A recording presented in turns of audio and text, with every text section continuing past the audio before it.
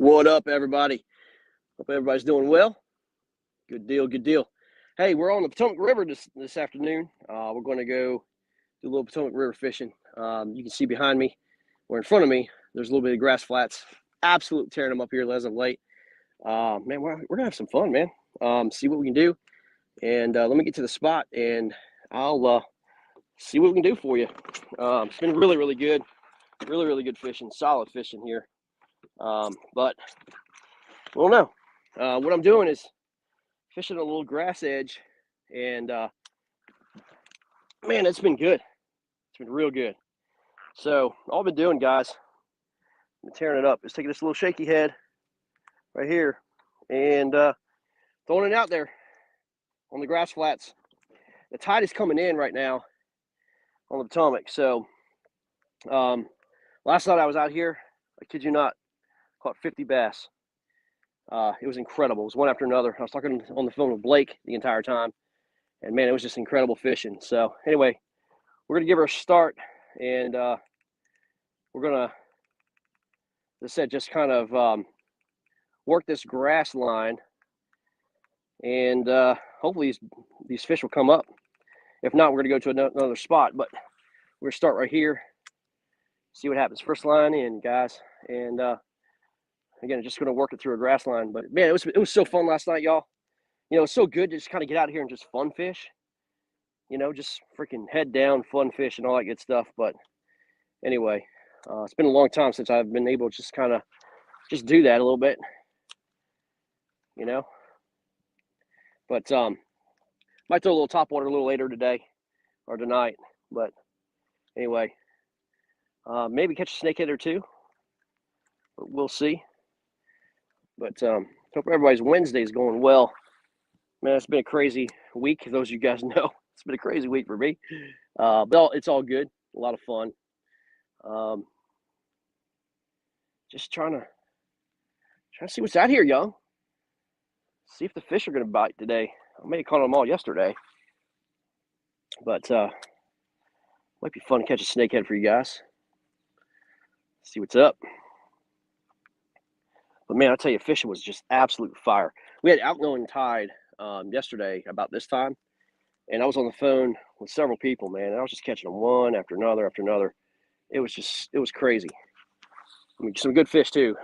Had a couple 3-4 pounders, 18s, 19s, and that's pretty good for Potomac River. I mean, these fish, man, they fight hard. They got big shoulders on them, and they dig in, and they're just current built fish. So think of like Susky smallies that are always in the current, but largemouths, and they're just unbelievably good fighting fish. When they hit, they mean business, man. They're not one of these like soft ticks, man. When you feel these Potomac River bass, they'll let you know that they're there, man. You don't have to worry about, was that a bite or not, because they will let you know for sure. And they just they're pretty aerial a lot. They keep your rod down a lot of times when you're fighting them, and man, they're just fun. But Potomac River's been real good fishing this year. Last year, I don't know what it was. Maybe it was the salinity, and how this area was really choked out. A lot of grass and stuff really choked a lot of things out, and plus there was a lack of water in it last year too. And I think the bass may have kind of, I don't know, man. I think they just kind of stayed deep the entire time. You know, they just didn't do their normal thing. So I hope that's not the case today, but or you know, tonight. But we'll see. We'll see. But anyway, it's good to just get out, man. It's kind of a place I can just clear my mind, you know, eliminate the noise, all the bullshit that happens, you know, in your life. But you just go there and just fish, man. You know what I'm saying? Just freaking fish. Sometimes it's the best medicine for your soul. So anyway, but grass is up, man. Grass is up. That means it's a little bit out of the channel. You can probably see that channel marker there. This channel runs about 30 feet wide, and it's about 6 to 7 feet deep. But it's just like a highway for bass, man. And I don't know if you guys saw what Brian Latimer did on the Potomac River when he fished the Toyotas this past year and the last couple of years. Well, literally, that marina is right behind me where he fished. So I don't like. I mean, the marina itself is pretty grassed out, but I will tell you, I promise you, he wasn't mistaken by coming back here, because there's always fishing around this area, man. So anyway, it's a lot of fun. A lot of fun. This area right here, just this little area, I've caught, I don't know, hundreds of bass in. Hundreds. I mean, like I said last night, no kidding, I was catching them every single cast. It was ridiculous. A lot of fun, man. But, and again, all I'm doing, guys, is just take a little 1/16 ounce shaky head, putting on a green pumpkin trick worm. And here we go, guys. Here we go. Here's a good one. Here we go. Actually, this is a good bass, y'all. Yep, right on top of the grass mat. Come here. Oh, this is a look. He's digging hard. Told you these freaking things fight. Come here, y'all. There we go.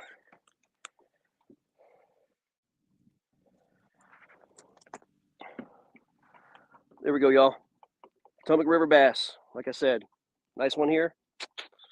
They're here, baby. They're here. It's good stuff.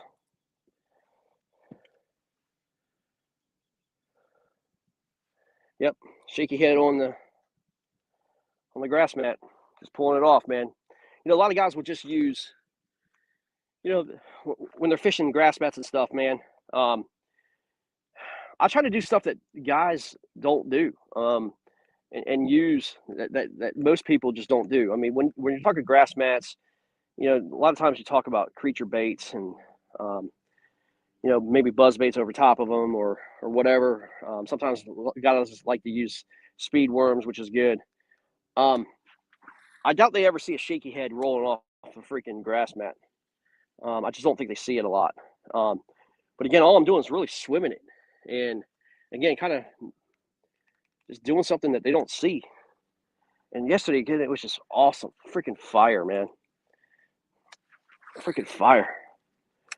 But nothing special. Again, maybe tonight we'll give them a little bit of topwater action. Maybe get to see that a little bit. So not quite ready for that yet. Maybe. This is a really like topwater here, man. I mean, it can happen at any time. At Diaskin Reservoir, when we fished that for the Warhawks, basically that's all I threw was freaking topwater. You know, I did throw a Senko in the bluegill beds and stuff like that, but it was more topwater, like a chopo off the top of like maybe 3 to 4 foot submerged grass. And that's what I kind of look for first, man. When I go to a place and I see grass, man, it's submerged especially, I look for at least a 3 foot submerged grass flat or you know, area to where you have at least 6 feet of water, 3 feet of grass. And man, that's heaven. That's home for me, man. I will promise you this. You might have a slow bite.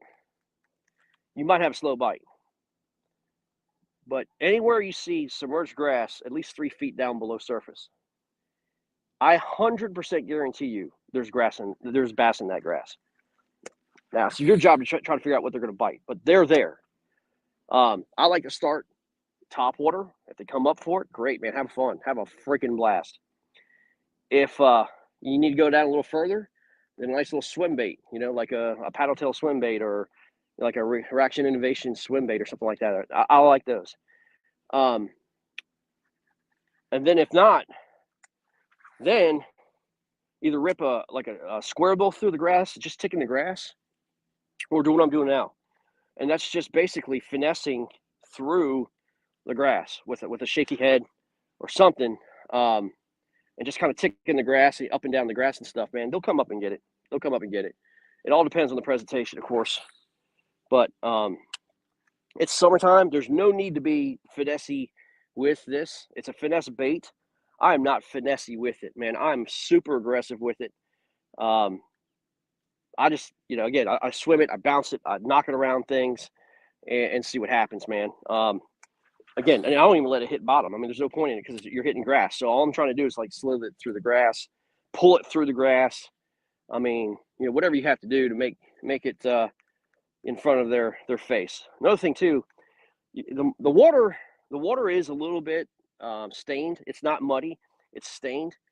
Um, I like it. I like to match the water. Believe it or not, like people like to um, put like a chartreuse or white or something like that. Something that's going to stand out in grass. It's cleaner water. So I like throwing this, green pumpkin shaky head to match the watercolor. Um, I'm not interested in the fish per se and seeing it. I'm interested in them feeling it, right? That's why I'm ripping it through the grass and stuff like that. Bass are very, very feel-oriented predators. They use their lateral line way more times than they do their eyes. They confirm, I think, a lot with their eyes, but they use the first thing that they're going to feel is that bait movement, that water movement, that sound that travels through the water and stuff like that. That's what gets them like super stoked. Then they'll confirm it with their eyes. So again, I like matching the watercolor with my bait. I know that sounds crazy, but I mean, it does well. It does well. Now, if I'm in real dirty water, like really muddy water, I'm going to use like a darker color, like a black and blue, white and chartreuse and stuff like that. But let's just say if I got 1 or 2 foot of visibility, I'm definitely going to use more of a green pumpkin or a June bug or something like that. You know what I mean? Something's going to kind of echo what the water looks like. So anyway, we get ready to come up to the creek channel mouth, and then this is the actual quiet creek here. So if you see all these like channel markers and stuff, this is the back end of a quiet creek, right? There's a railroad track bridge right over here. It's very pronounced. Everybody knows it if you're here on the Potomac River, a quiet creek. It's pretty pronounced. Everybody knows what that is. But right now, it's kind of the tide is a little bit coming in. It's going to be slack here, and fishing should be pretty mediocre in slack tide. But the second this tide starts ripping out, y'all, it will be, I promise you, it's going to be a fireworks show. Because the grass mats will be defined. And these fish won't be roaming as much. And you'll be able to fish these grass edges a lot better. And also the current will be a lot stronger. And again, they just hang out underneath these grass mats, guys. I'm telling you, man, it's friggin' money. So what I'm gonna do is I'm gonna kind of stroll out over here, over top of some eelgrass right now. I'm gonna kind of stroll over, kind of on the mouth, and work my way down to the north end of a quiet creek, and see if we can get a few. Again, yesterday was a freaking blast. Don't be surprised, seriously, if you see maybe 4, 5, 6 fish getting caught in a row in one specific spot. They just congregate.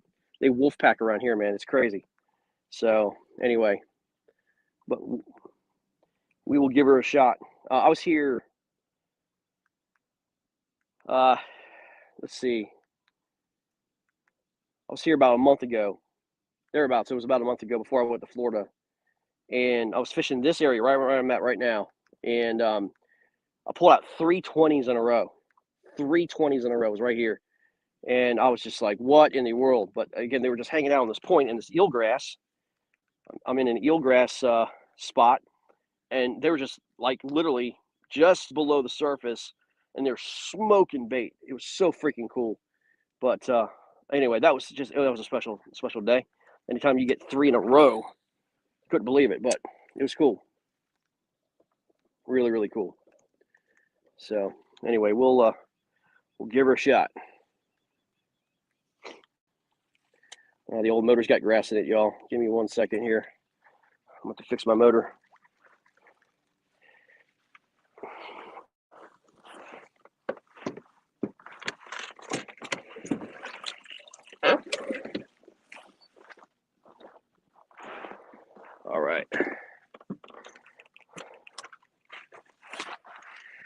Here we go. I need one of those ninja blades, y'all.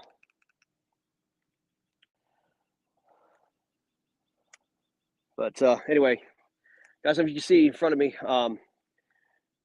this is all hydrilla, big old grass flat, and in the spring this is all gone, right? And then you're starting to see here, there's a channel in between two channel markers that we're just going to fish between, and it's covered on both sides of this channel here and over here of just hydrilla. And again, it's like a funnel. It's a funnel of bait, bass, snakeheads, whatever, man. It's just you eliminate so much water by it. And here's another one, guys. Here we go. Yep. As soon as I get out to the channel, y'all. Here we go.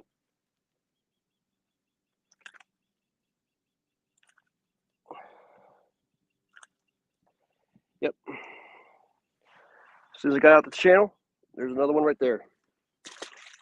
So, yeah, they're here. Smaller one, though. But we'll try to improve on that for sure. And, yeah, the water is still moving in based on this post I'm getting ready to go across. The water's moving in. So, anyway, it'll start becoming slack. And again, like I said, it'll start coming and ripping out. And once it starts ripping out, y'all, anybody knows the Potomac River, the best tide to fish by far is the outgoing tide. So what we're going to do is kind of turn the motor off, and we're going to let the tide take us down and in to the creek. And so I'm just going to drift, y'all. It's kind of like saltwater fishing, man. I mean, this is the Potomac River is a brackish water fishery. The more south you get, the more saltwater it is. This is kind of in between, like Washington D.C. and the salt water, so to speak. So it does get brackish. Sometimes more in the summer months, like now, right? So because I mean, there's lack of water, lack of rain or whatever might happen, and a lot of times the fish will push up north in a big way if salinity here is just too much for these fish. But when it's like this, man, you got good rain amount. We had rain a little bit last night and today, and it's been consistent, pretty good rain throughout. Man, it's just on fire. It's perfect. And man, these bass have been stacking. Oh my gosh, just like smoked. I think that's a snakehead. I see it. It probably bit my worm. Yeah. Yep, that was a snakehead, y'all. That sure was. 100% a snakehead. We'll see if we can get one on. I'll tell you about snakeheads, y'all. Freaking snakeheads are the most delicious fish you'll ever eat. They are incredible. Awesome fish.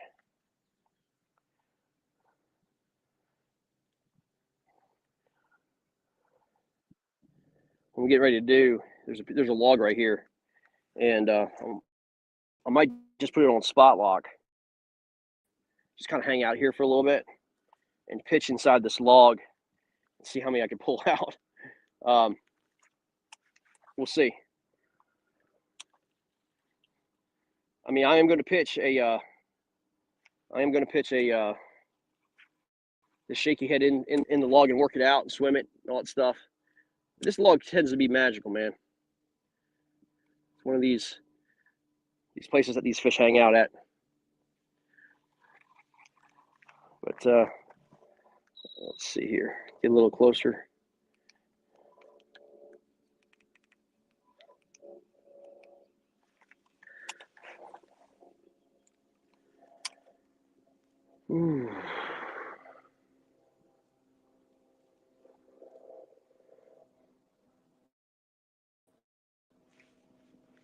I work this grass line between this log and grass mat. It's a eelgrass mat, and there's a lot of fish that's stacked in there too. So anyway, we'll kind of go back and forth a little bit, and then back down this channel But this is a special area. I don't know why. It's like the only log, I guess, that's in this channel. But this place usually holds fish. So in abundance. I'm talking about in bigs too. I mean, they just kind of like a resting place for them or something, or an ambush point. But usually it's really, really good. We'll see. They're usually right underneath it. I know low tide they're there.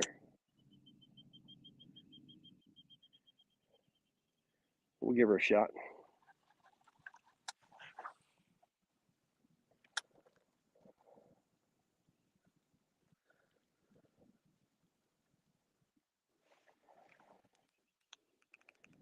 All right, let's see here.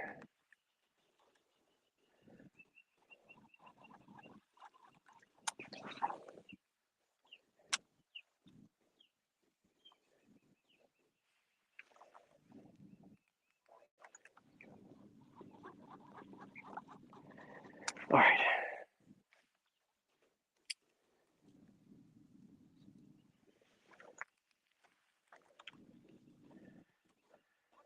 I'm gonna go back up to this grass mat and see if they're congregated there. Don't seem to be in the log today, but we'll find them. A lot of grass being hydrilla grass being sucked into the creek by the current right now. That's always a pain trying to get through. All right, right there. Let's sink. There's got to be a bass in there. Come on. Let's try the other side.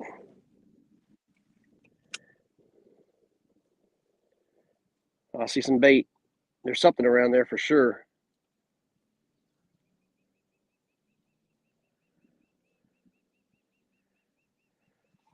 All right. And I don't know if you can see the grass mat I'm talking about. It's an eel grass mat, something like you'd find on the Susquehanna, right? You have this like grass mat that's kind of just like flowed down from the current, and there you go. I knew it. Oh man! All right, do that one more time. I knew there was something in there. There's more. Trust me. This is a good area. He'll come back and get it.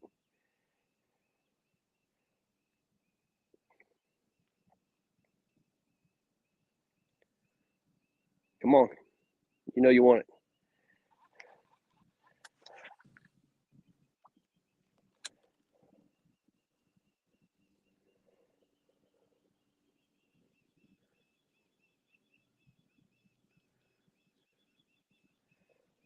Let's go.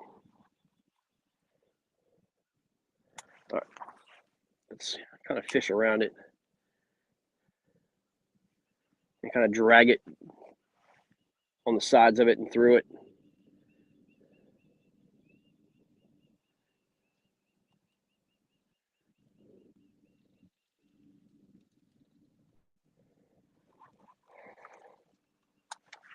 All right.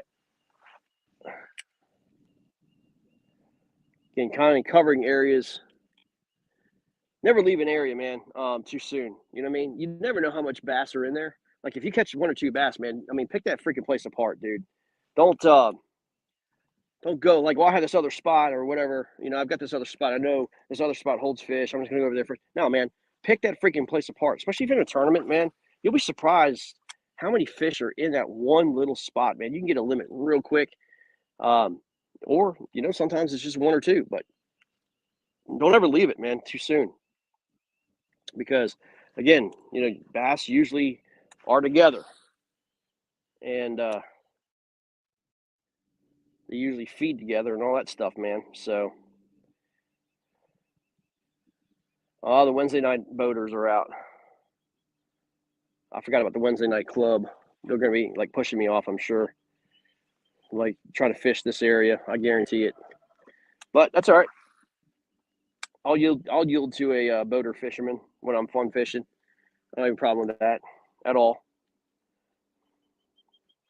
Because I get it. Been there, done that, right? I would want the same kind of respect if I'm fishing a tournament, right, in a kayak, but which we don't get. But that's okay.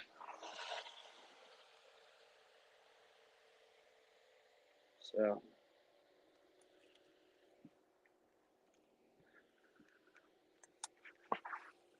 all right, we'll kind of work this area back again, and then head down to the creek or head up the creek, and see what we can do, y'all.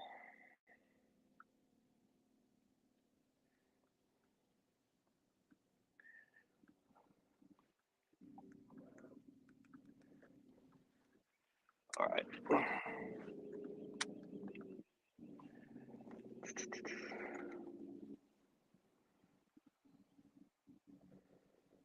Working this log again, that grass mat, and then I'm gonna kick the motor up a little bit, and then head on down this weed line. You'll see, probably, maybe see. This hydrilla line on the channel. So, guys, I like. Here's what the deal is. Hydrilla makes like this wall, right? It's like a side wall, right? And those fish get buried in that grass, and what they'll do is they'll kind of just live on the side or inside that sidewall. Again, they're ambush predators, man.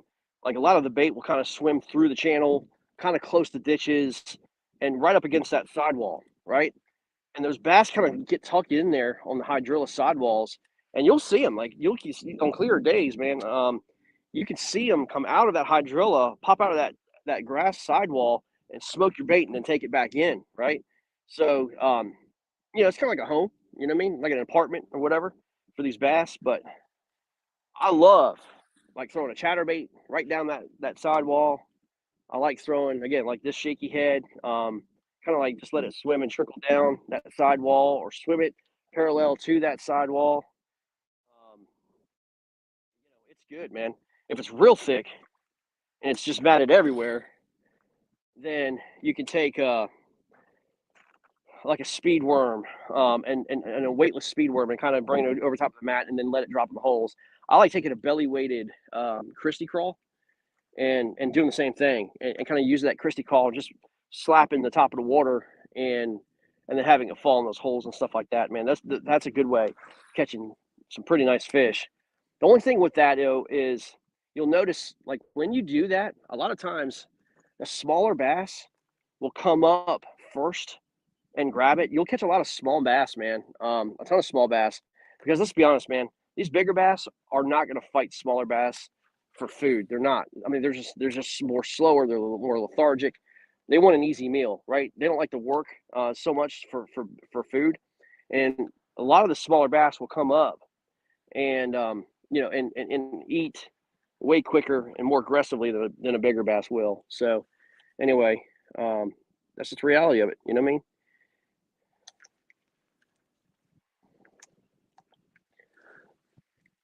And like I said, we've got bass boats right behind me. Get ready to fish that area. Good luck to them. I just destroyed it. So,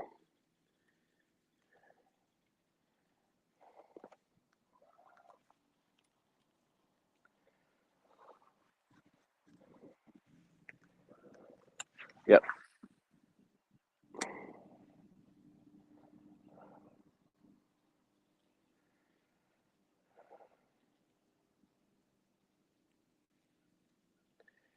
But we're just going to make our way down, man. Make our way down the channel.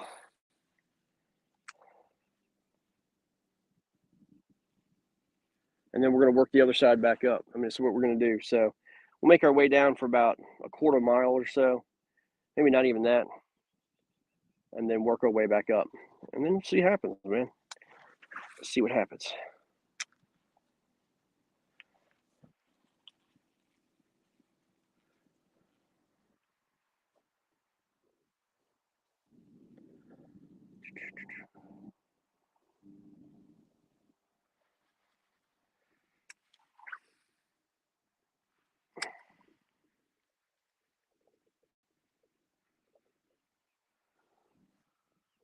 A little overcast, real humid out here, man. It's DC in the summer, man. A little cooler.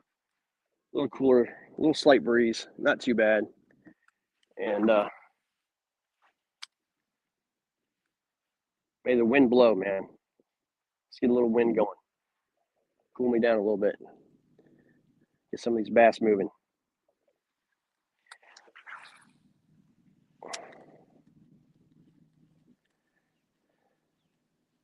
I promise you, I'm not casting into the abyss. There's a little there's a little trench right here, man. If you see your graph, there's definitely a little trench here, and kind of know it because, as I said, been here doing it for a long time. But there is a trench here and a side wall of hydrilla, and these bass do hang right in here, and they'll come in and out, man. A ton of bait. I can see a ton of bait, like bluegills and red ears and shad and everything else through here, man.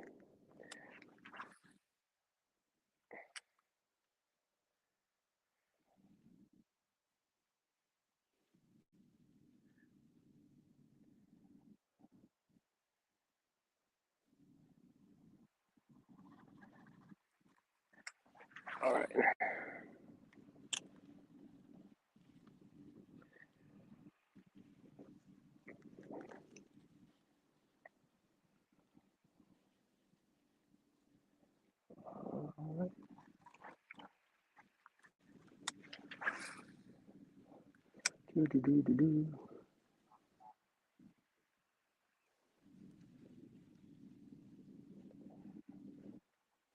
Boy, there's bait busting everywhere here. I mean, see the bluegill here? We're just trying to get more closer to the grass. Top of the grass, anyway. See if we can get something to bust it right off the grass.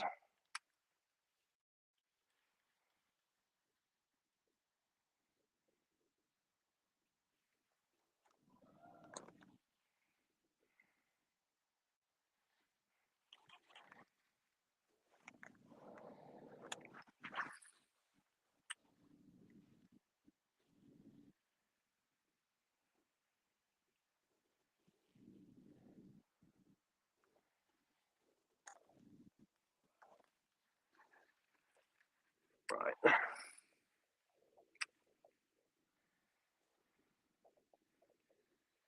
All right, take a few more casts, see if we can get something. If not, we're going to go to the other side. But what I don't want to do, guys, I'll be honest with you, I don't want to mess up these bass boat guys' tournament either. So I might call it a short night or short afternoon. I'm not that kind of guy. You know what I mean? I want these guys to have some fun and not have to worry about me messing with their area and all that stuff, man. I'm not the kind of guy. You know what I mean? I did forget it. It was a bass boat tournament out here, a little Wednesday nighter that they have here. A little fun for them. But anyway, all right. We'll make one more pass down and come back up. But anyway, guys, that's it, man. We're gonna cut it off here. But at least you got to see a few catches on the Potomac River. See what's up. So, all right, man. We are out of here. Y'all take care.